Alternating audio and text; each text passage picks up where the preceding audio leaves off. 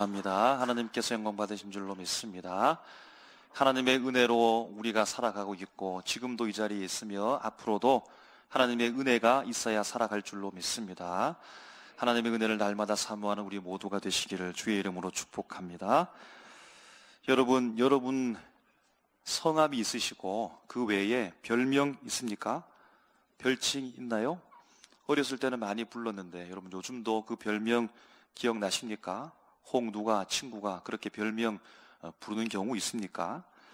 별명이라고 하는 것, 별칭이라고 하는 것, 나의 또 다른 이름일 수 있기도 하고, 또 어떤 분은 보니까 호를 정해서 바로 거기에 내가 되고픈 소망, 나의 철학적 다짐도 담아서 저의 호는 이렇습니다 라고 하면서 자신의 어떤 일생의 한 단면을 소망하는 바를 보여주기도 합니다. 그럼 예전에 그런 말이 있죠. 저 사람은 걸어다니는 사전이라고 하면 아주 박학다식한 분, 모르는 게 없으신 분을 이끌어서 그렇게 말하기도 합니다. 그럼 음식 좋아하는 분, 잘 드시는 분, 맛있게 먹는 분을 어떻게 말하나요? 아, 저분 대식가다, 많이 먹는 분이다 라고 그렇게 말하기도 하는데, 요즘에는 여러분 유튜브에 막 먹방 보셨습니까? 잘 드시는 분, 맛있게 먹는 분을 향하여서 먹방 끝판왕이다, 먹방 고수다, 먹방 킹이다, 여러분 그런 분 있으십니까? 정말 착한 사람, 여러분 예전에는 어떻게 말했습니까? 아, 저분은 정말로 천사다, 천사. 날개만 없지 정말로 천사다, 이렇게 말하기도 했는데, 요즘에는요 배려왕 이렇게 말하기도 하고, 심성 갑이다, 심성이 갑이야 이렇게 말하기도 하고, 저 사람의 손은 금손이야, 다른 사람을 돕고 또 헌신하고 섬기는 손이 되니까 저 사람의 손은 금손이야 이렇게 말하기도 합니다. 그럼 착해도 너무 착해가지고 조금 어리석게 보이는 사람 뭐라고 부릅니까? 순댕이야, 여러분 이렇게 부르기도 하죠. 여러분 혹시 제가 이렇게 별명을 말했는데, 별칭을 말했는데 해당되는 분이 있으십니까? 어떠합니까? 옛날을 한번 생각해 보시기 바랍니다. 그럼 오늘 말씀에 아브라함의 별명, 별칭이 있습니다. 아브라함 하면 딱 떠오르는 말이 있습니다. 아브라함 이렇게도 말할 수 있겠지만, 아브라함 말하면 그는 믿음의 조상이다 라고 말하기도 하고, 그는 약속의 사람이다, 그는 축복의 통로다, 그는 순종의 사람이다, 순종의 거장, 순종의 거인과 같은 사람이다, 그는 영적 여정의 선구자, 개척자도 와도 같은 사람이다 라고 이렇게 그의 별명, 별칭을 생각하기도 합니다. 여러분, 아브라함이 믿음의 조상이 되어주고 후손들에게는 약속의 아버지가 되어주며 열방을 향해서 축복의 통로가 되어주고 아들까지 바치는 순종의 거인, 순종의 사람, 주님께서 가라고 하시는 곳에 어디든 가는 영적 여정의 선구자, 개척자로 불리울 수 있었던 이유는 무엇일까요? 그렇게 살 수 있었던 이유는 무엇일까요? 사람들로부터 오늘 수천 년이 지난 오늘 우리에게까지 아브라함은 이런 사람이다 라고 그렇게 불리울 수 있었던, 별칭을 가질 수 있었던 이유가 있을 겁니다. 그의 고향은요, 오늘 말씀에 보면 갈대아 우르다 이렇게 되어 있습니다. 여러분 지금의 이라크 남부 지역에 해당된다고 하는데, 당시에는 이 우르 지역이 고대 문명과 상업의 중심지였다라고 그렇게 보여집니다.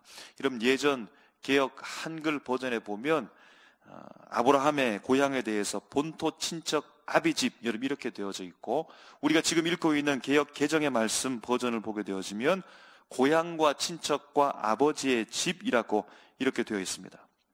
여러분 만약에 아브라함이 그의 고향과 친척과 아버지의 집에서 그대로 계속해서 살고 있었다면, 그럼 과연 아브라함은 믿음의 조상이라고 하는 별칭을 가질 수 있었을까요? 과연 그의 고향과 아버지와 친척 집에 그냥 계속해서 머물며 살아가고 있었다면 그는 약속의 아버지라고 하는 별칭을 가질 수 있었을까요? 축복의 통로가 될 수 있었을까요? 순종의 사람이 될 수 있었을까요? 영적 여정의 거장, 선구자, 개척자라고 사람들이 그를 향하여서 별명을 만들어 붙일 수가 있었을까요? 여러분 아마 어려웠을 것 같습니다. 그럼 그가 고향과 친척과 아버지의 집을 떠났기 때문에 이런 많은 별명을 가질 수 있게 된 것을 우리가 안다라는 겁니다. 그럼 떠난다라고 하는 것, 이 떠남, 이 자체가 이렇게 힘이 있는데요, 삶의 변화, 새로운 삶으로의 새로운 자신을 만들어갈 수 있는 귀중한 계기가 될 수 있는 것이 떠남이라고 말할 수 있겠습니다. 여러분, 그렇다고 해서 무조건 떠난다고 해서 긍정적 방향으로, 선한 방향으로 모든 것이 작용되어져서 자신의 새로운 삶에 펼칠 수 있는 것만은 아닙니다. 이런 떠남이라고 하는 부정적 인물이 있죠. 여러분, 단연코 탕자가 아마 생각날 겁니다. 그럼 탕자는 어떠합니까? 왜 떠난 겁니까?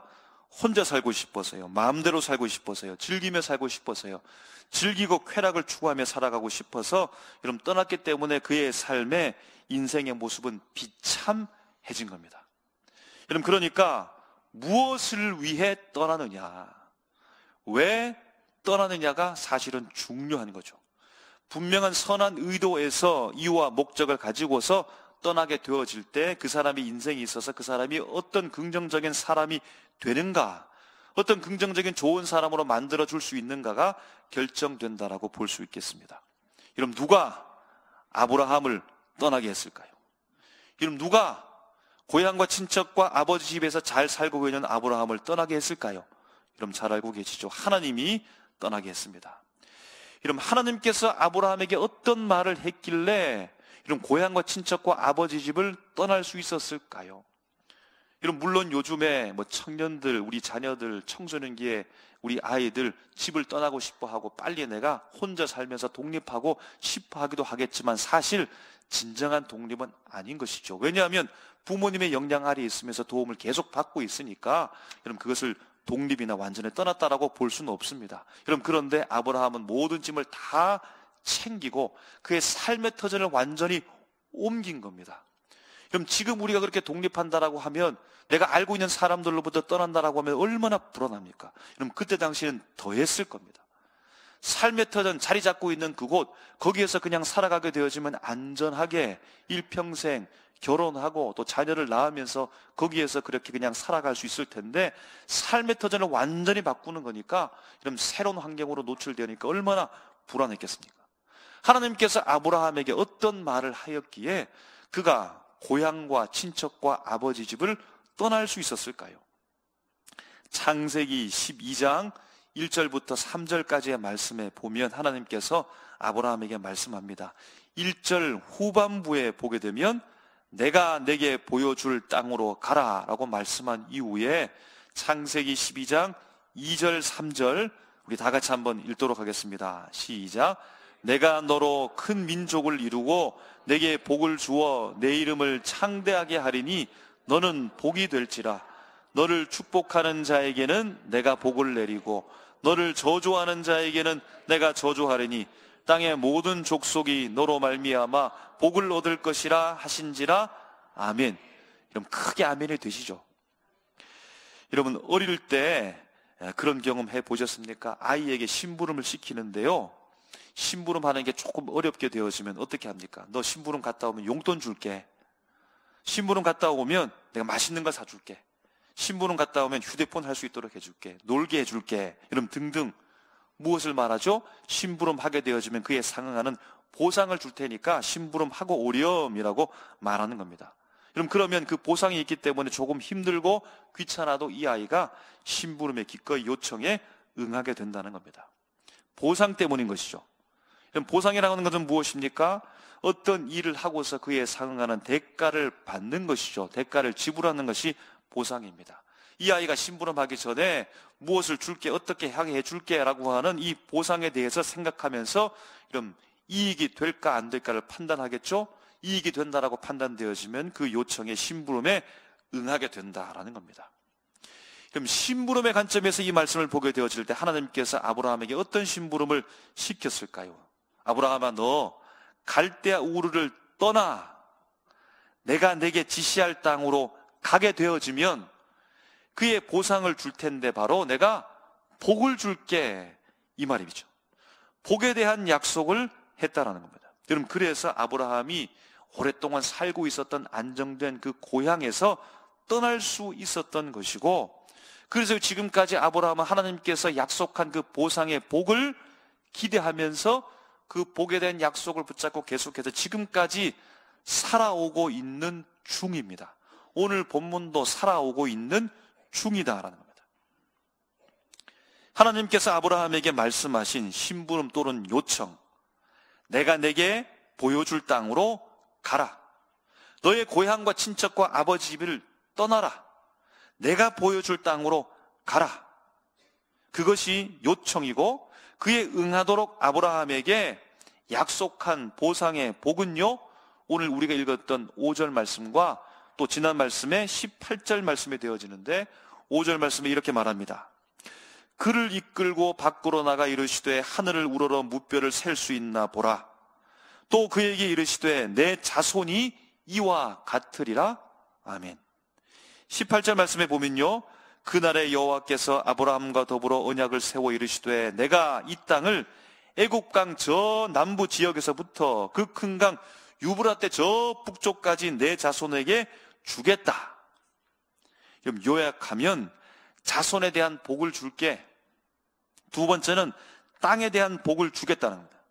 자손에 대한 복과 땅에 대한 이 복에 대한 보상, 약속을 하는 이유는 본토 친척 아비 집을 떠나서 내가 내게 지시할 땅으로 가라는 심부름과 같은 이 말씀을 응하게 하기 위함입니다. 여러분, 그래서 아브라함은 하나님께서 약속하신 복을 지금 받았습니까? 약속한 복을 지금 받고 있습니까? 받았습니까? 어떠합니까? 그럼 아니요. 아직 이루어지지 않았습니다. 아직 받지 못한 것 같습니다. 이유는 무엇일까요? 하나님께서 내가 내게 보여줄 땅으로 가라고 했는데 아브라함이 안 갔기 때문입니까? 계속해서 머물러 있기 때문입니까? 아니요. 우리는 말씀을 통해서 다 보았듯이 이미 아브라함은 고향과 친척과 아버지 집을 떠났으며 떠난 지 한참 되어졌고 하나님께서 지시할 땅 가나안 땅에 도착했으며 이미 하나님이 지시한 가나안 땅 중심부 헤브론에서 살아가고 있습니다. 아니, 그런데 왜 하나님께서는 약속하신 복을 안 주는 겁니까? 아브라함은 하나님께서 지시한 가나안 땅 중심부 헤브론에 지금 있는데 그러면 그냥 주변에 있는 땅 다 내 땅인 것처럼 그렇게 살아가면 되겠습니까? 이거 내 땅이라고 막 농사를 짓고 또 가축을 치면서 우물을 파면서 마음대로 그냥 그 땅을 소유한 듯이 그렇게 살아가면 되겠습니까? 그럼 현실이 어려운 것은 주변에 보니까요, 본문 19절부터 21절에 이렇게 기록되어 있습니다. 곧 겐 족속과 그니스 족속과 간몬 족속과 헷 족속과 브리스 족속과 르바 족속과 아모리 족속과 가나안 족속과 기르가스 족속과 여부스 족속이 이미 그 주변에 살고 있습니다. 이미 가나안 7족속과 더불어서 수많은 다른 족속들이 가나안 땅에 이미 자리를 굳건하게 잡고 아브라함보다 먼저 살아가고 있는 중이라는 겁니다. 그러니까 이 주변의 땅이 아브라함 내 땅 할 수 없는 지경에 있다라는 겁니다. 이런 계약 위반하면 어떻게 됩니까? 법적 책임 져야 되죠. 손해배상 청구할 수 있죠. 계약은 해지되죠. 서로 간의 신뢰는 손상되어지고 깨어지게 되는 거죠. 여러분, 우리가 사람과 사람끼리 약속을 했을 때 어떠합니까? 약속을 지키지 않으면 그 사람에 대한 신뢰가 깨어지는 겁니다. 갈등이 발생합니다. 관계가 악화됩니다. 감정적 상처를 받고서 여러분 힘들게 되는 겁니다. 여러분, 그러므로 말미암아 예상하건대 아브라함은 그의 고향으로 돌아갔겠지요. 갈대아 우르로 돌아가서 다시 아버지를 만나고 친척을 만나고 다시 그쪽에서 정착하면서 여러분 살아가게 되겠지요. 왜냐하면 하나님이 약속 안 지켰으니까요. 왜냐하면 하나님께서 약속으로서 말씀했던 그 보상의 복을 그에게 주지 않았으니까요. 하나님과의 관계는 깨어져 버렸겠죠. 하나님과 소통하지 않겠죠. 더 이상 하나님을 만나지 않겠죠. 아브라함을 바라보는 주변의 사람들은 어떻겠습니까? 저 사람 하나님만 믿고 따라왔다가 아무것도 없는 신세가 되었네 하면서 여러분 아브라함을 좋지 않게 보겠죠. 아브라함은 어떤 말을 하며 다니겠습니까? 사람들에게 곳곳마다 가는 마다 하나님이라고는 신을 만나지 말라고, 그 신 믿고 내가 여기까지 와서 이렇게 지내고 있는데 아무것도 가진 것이 없다라고 하면서 여러분 하나님을 욕하면서 나쁘다라고 사람들에게 소문내면서 다니지 않겠습니까? 여러분, 그런데 오늘 본문에 보면 아브라함이요 하나님과 여전히 대화합니다. 하나님과 여전히 소통합니다. 하나님과 여전히 친밀한 관계에 있는 것 같습니다. 하나님께서 아브라함에게 상속자에 대해서, 자손에 대해서 약속하면서 말씀을 합니다.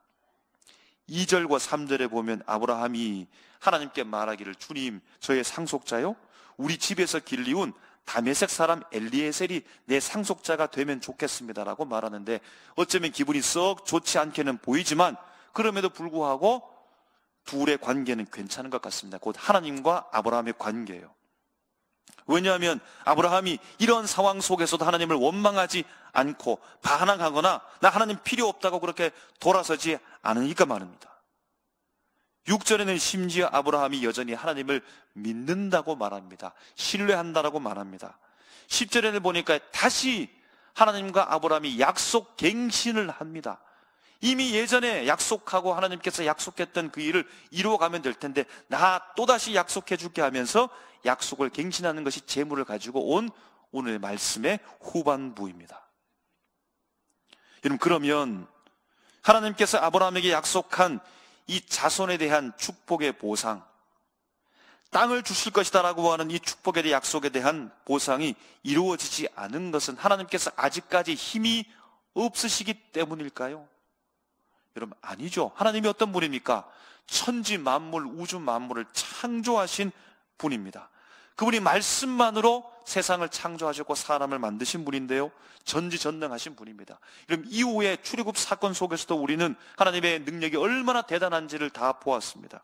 애굽 강대국의 10가지 재앙을 통하여서 그들을 형벌하시고 홍해를 가르시며 자손과 땅을 줄 수 있는 전지전능하신 분임을 우리가 말씀을 통해 읽을 때마다 확인하게 되는데요, 앞으로의 역사로 보니까 앞으로도 마침내 하나님께서 사실은 가나안 땅을 주셨음을 봅니다.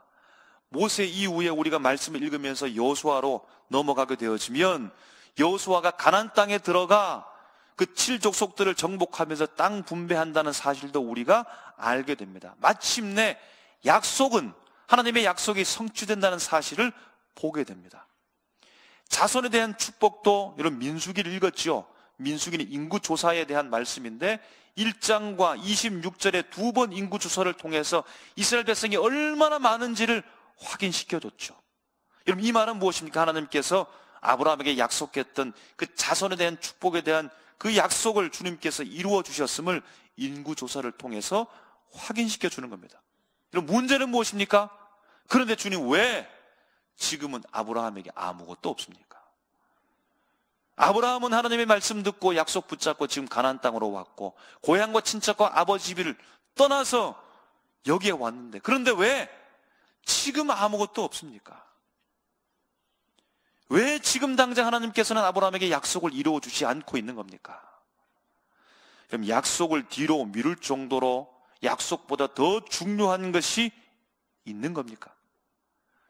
아브라함에게 약속했던 그 약속, 그 보상에 대한 약속, 축복의 약속이 중요하지만 그것보다 더 우선되는 무언가가 있단 말입니까? 여러분, 사실은 그것이 아브라함 되게 한 겁니다. 그럼 그것이 아브라함이 가지고 있는 별명을 갖게 한 힘이라고 볼 수 있겠습니다. 그럼 그 말씀이 우리가 이미 읽은 말씀인데요, 6절에 이렇게 말합니다. 아브라함이 여호와를 믿으니 여호와께서 이를 그의 의로 여기시고 아멘. 아브라함이 하나님의 말씀대로 가나안 땅에 온 지가 10여 년이 훌쩍 지나가고 있는데 특별히 그의 눈에 보이는 현상이 없습니다. 그럼에도 불구하고 아브라함은 하나님을 믿더라는 겁니다. 그를 믿으니, 이 믿으니 히브리 말로 아만입니다. 아멘이라는 단어와 연관된 단어입니다. 견고하다, 확고하다, 신뢰하다라는 의미를 가지고 문법적으로 보게 되어지면 확신하다, 신뢰하다, 믿다로 해석되는 단어입니다. 아브라함은 지금 다 이해가 되지 않을 겁니다. 다른 사람도 아브라함 보기에 저 사람 왜 저렇게 살아가나, 아무것도 없이 그렇게 살아가고 있나라고 볼 수도 있겠습니다. 여러분, 그런데 아브라함이 여전히 하나님을 신뢰하고 하나님의 약속을 믿고 있는 이 상황을 바라보며 하나님이 하나님의 자신의 의로 여기셨다라고. 여기서 의라고 하는 것은 째다카라는 말인데 의로움, 올바름이라는 겁니다. 사람과 사람 관계 속에서 이 단어를 사용하게 되어지면 서로 간의 도덕적 행동, 법적인 의로움을 말하는 것이고, 하나님과 사람과 관계에서 이 말씀을 해당하게 될 때는 절대적 하나님의 선에 부합한 관계에 이 사람의 행위가 미쳤다, 도달했다라는 말입니다. 아브라함이 이러한 열악한 환경 속에서 끝까지 하나님을 믿으니 그것이 옳다라는 겁니다. 하나님과 관계에서 그렇게 살아가는 것이, 그렇게 믿는 것이 옳다라는 겁니다.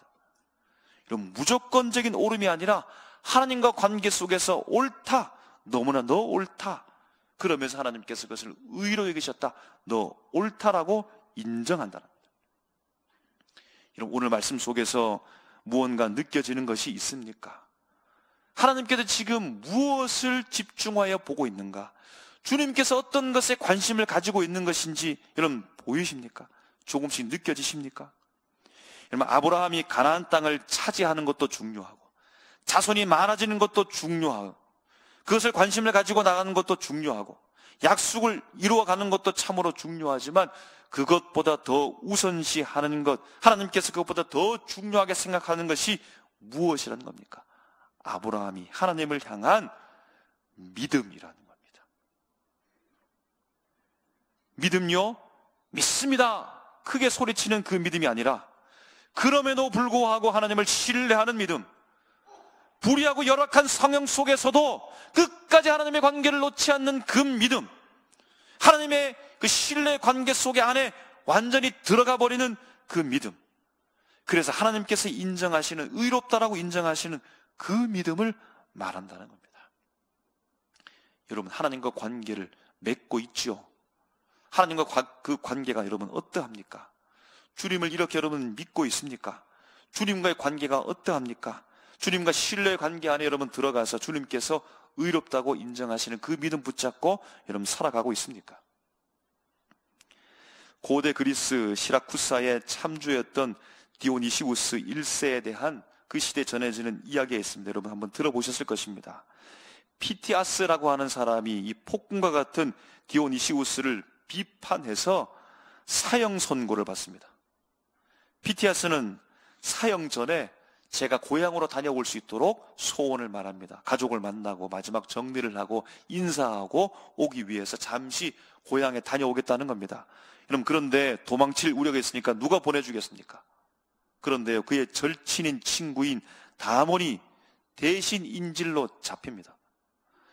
디오니시우스는 피티아스가 돌아오지 않을 것으로 생각했습니다. 왜냐하면 목숨이 중요하니까요.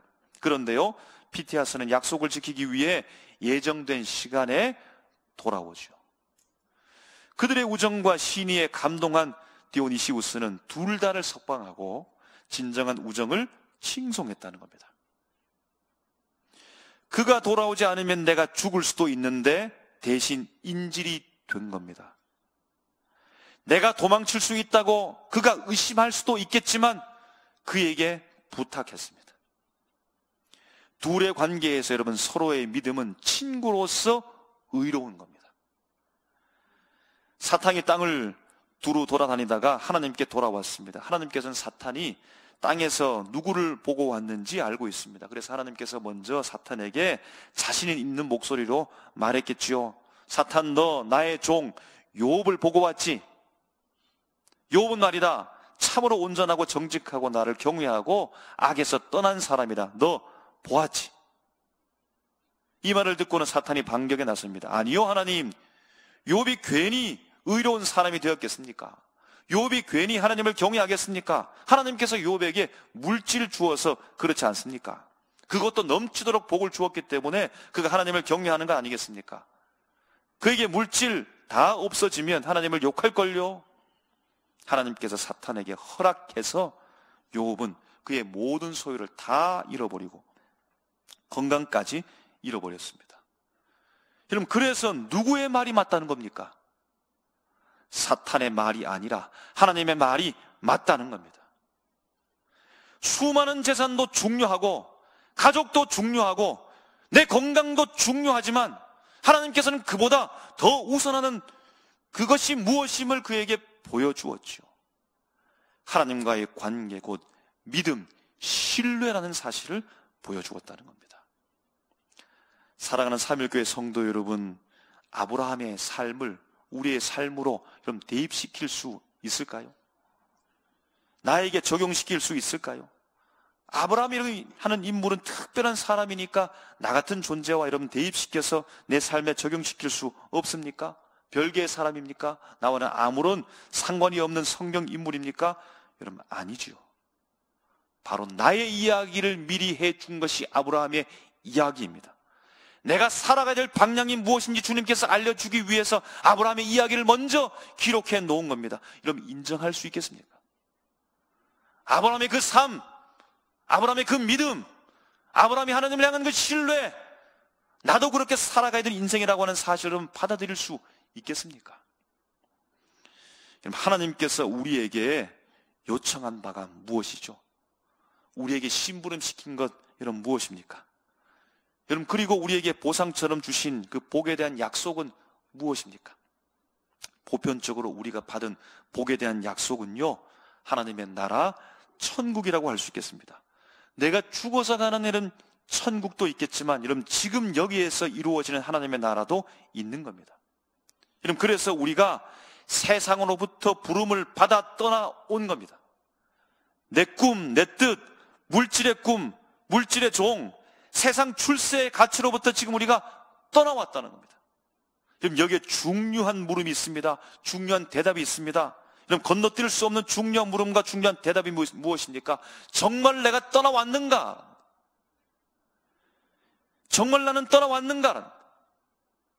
아니면 여전히 세상 가치에 매여 있으면서 세상 가치를 이루기 위해서 세상 사람들과 똑같이 살고 있으면서 약속은 이루어 달라고, 약속을 왜 안 이루어주냐고, 왜 하나님의 나라를 내가 경험할 수 없냐고, 여러분 그렇게 우리가 주님 앞에 원망하면서 말하고 있지는 않습니까? 하나님의 나라는 죽어서 맞이할 것이기도 하겠지만 여러분 이 땅에서 하나님의 나라를 누릴 수 있도록 주님께서 복을 주셨는데요, 거기에 필요한 것이 무엇입니까? 하나님의 나라 실현, 그 하나님의 나라를 누릴 수 있는 것, 주님께서 우리에게 주신 것이 무엇입니까? 그것을 이루기 위해서 하나님께서 무엇을 지금 만들어가고 계신 겁니까? 아브라함이 여호와를 믿으니 아멘, 바로 그것을 하나님께서는 만들어가고 계신다는 겁니다. 하나님과의 관계에 있어서 하나님께서 인정하시는 그 의의를 우리를 통해 보시기 위해, 그 의의를 우리를 통해 만들어 가시기 위해 주님께서 지금 우리와 함께하고 계신다는 사실을 믿으시기 바랍니다. 사랑하는 사명교회 성도 여러분, 하나님께서 주시는 그 약속도 너무 중요하고 내가 받을 복도 너무 중요하고 복 받고 살아가는 것도 너무 중요하고 그 복을 기대하면서 기다리면서 고대하면서 살아가는 건 너무 중요하고 그것을 꿈꾸면서 노력하는 것도 너무 행복할 수도 있겠지만 여러분 그 약속을 담을 수 있는 그릇이 되기도 하고 그보다 더 우선되는 여러분 바로 그것이 하나님과의 믿음이라는 겁니다. 어떤 형편과 상황 속에서도 열악한 환경 속에서도 주님을 향한 그 믿음을 끝까지 붙잡고 나아가기를 주님께서 오늘 우리를 향하여 오시며 우리를 그렇게 만들어가고 계시다는 겁니다. 하나님의 나라를 실제적으로 이 땅에서 누릴 수 있는 것이 바로 그 땅을 분배하고 우리에게 주시는 것이 바로 믿음을 통하여 주신다는 사실을 우리에게 알게 하십니다. 주님이 인정하시는 그래 의롭다라고 하는 여러분 이 인정을 받을 수 있는 우리의 모습이 되어야 될 줄로 믿습니다. 사순절 기간에 우리의 삶을 절제하며 주님의 약속, 내 복, 내가 복 받아야지 라고 하는 것보다 더 중요한 하나님과의 그 끊을 수 없는 믿음, 주님이 인정하는, 의롭다 인정하는 그 믿음을 여러분 반드시 붙잡고 나가며 승리하는 우리 모두가 되시기를 주님의 이름으로 축복합니다. 기도하겠습니다.